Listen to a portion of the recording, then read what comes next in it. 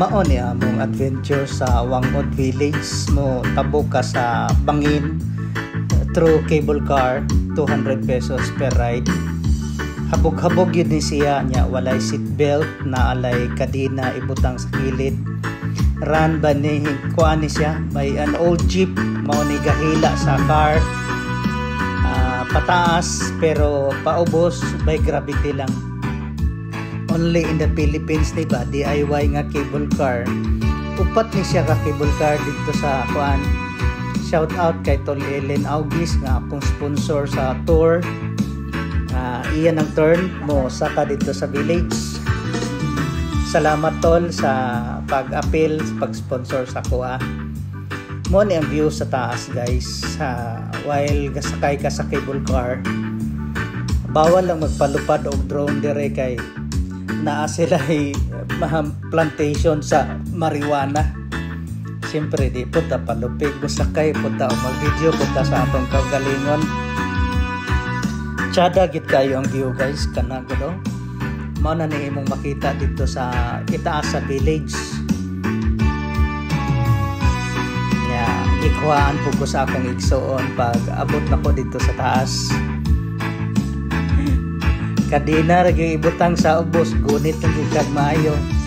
Kani si Wangod hilig ni manghipog titi ba. Mo ni kinatiguangan nga tao dito 112. Ambot lang ka kog tibok Pilipinas ba pud ni. Mao na ni ang among way panaog, wa nami mo sakay og cable car part pod sa among adventure nga maglakaw-lakaw. Nihapit mig otro sa balay ni Wangod kay day regalo ang akong igsuon sa iya. Panting nga mahalon, ambot isuot ba to niya o ibaligya pod niya. Tsada gid kayo ang view deck nila guys. Ay okay raman og mag cable car pasaka, maghagdan panaog, hapit pagkagkiwat ka ng hanging bridge. Ayos ra kayo. Sayo pa man pod sa buntag, mga alas 9 minigikan panaog, so dili pa kayo init. Mga 40 minutes panaog kay daghan baya po kayo ang nya kanigod ang agianan no. Di pod basta-basta ba. O mag-uwan dangog ni may itong pagadto na mo kay init kayo. Ang mga gamit lay among gipasakay sa cable car. Kinabyuhan kay diring Dapita oy. Mauna ni ang ilang hanging bridge. Sagana or abunda kay sa supply sa tubig diring Dapita ba. Bukid-bukid manggod. Shout out day kay Aaron, pamanhon ni Maureen. Shout out pod sa tanang Taugama, Triskelion sa tibok kalibutan. Advance happy anniversary mga tol. 57th anniversary.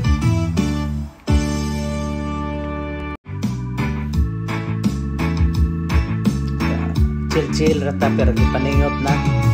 Daghan manuroy dito o kaning mga duha ka riders nag-rides ni sila dito. Siguro magpatato po ni kay Wangod ba. 500cc lang ni pero okay na kayo. Usa ni sa gapadagan sa cable car dito kay upat man ang ilang cable car. Luma na kay nga sakyanan, igo ra makabira sa cable car. Di na mapod kayo kuan bugat.